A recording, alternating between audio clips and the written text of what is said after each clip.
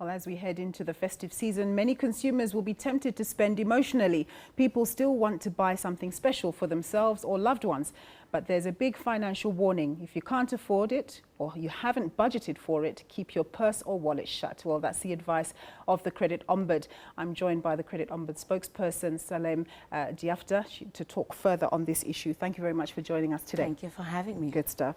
Now, Black Friday came and went last week, and consumers were out in full force to catch those bargains. What's your observation about such initiatives and what it means for the consumer? I can say firstly, you know, when you didn't budget for something, you can't really call it a saving.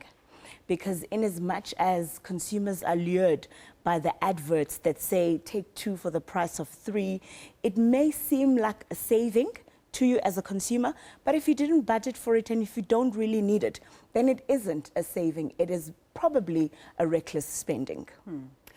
Now, recently, credit regulations have been amended to make it more difficult for consumers to be able to open store accounts. Can you tell us a little bit more about that?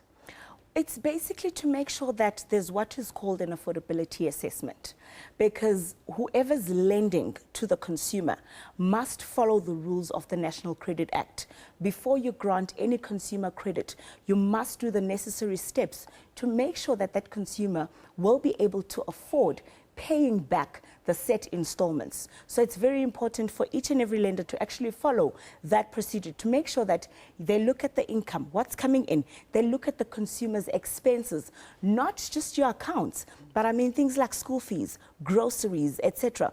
So consumers have also a responsibility to disclose what their expenses are in order for the affordability assessment, to be as accurate as can be, in order for the credit provider to actually assess whether you can afford that credit. Now, statistics released by bodies in your field, they say that there are over 24 million credit active consumers, and of those, nearly 10 million of those have credit which is impaired. Correct. What does that mean exactly, and why does this problem continue to linger despite the establishment of the National Credit Act of nearly 10 years? All right, when we say you have an impaired credit record, it means that in your credit profile, there is 3 months or more in arrears of your account. And some consumers, it means that they are negatively listed, or what is known as blacklisted. And what causes that is that consumers don't understand that for every month that you are in a credit agreement, every payment you make, or every time you skip a payment, every time you pay late, the actual activity is recorded in your credit profile. Sometimes we take for granted as consumers and we say, I forgot to pay this month, I'll pay double next month. Forgetting that skipping of that particular month will go with you for at least 24 months or 36 months, depending on which credit bureau is holding that information.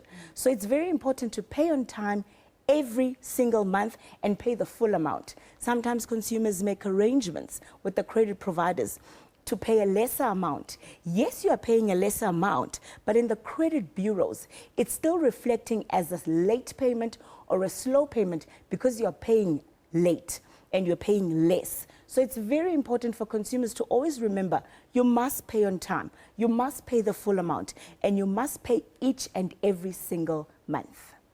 Now, as we do go into the festive season and people are tempted to spend because they want to buy things, what would you advise consumers to be at the top of their mind as they think about going on a possible credit binge in terms of their expenses for next year? If you did not budget for it, if you did not save up for it especially, don't take out debt. So if you know that these are the things that you would like, because remember, we have December every year. We have the festive season every year.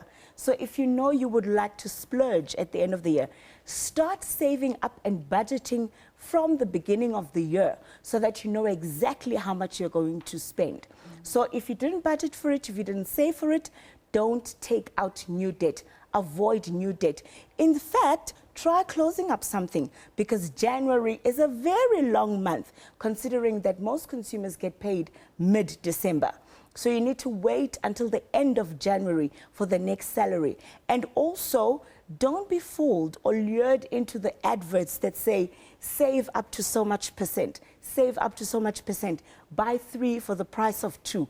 All of that, it's working on us emotionally. Yes, we feel we need to reward ourselves, but just be careful on what you're spending.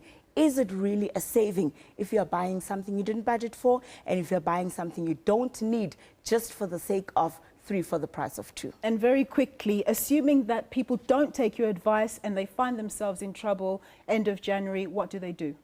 The first thing, they need to understand what their credit profile looks like.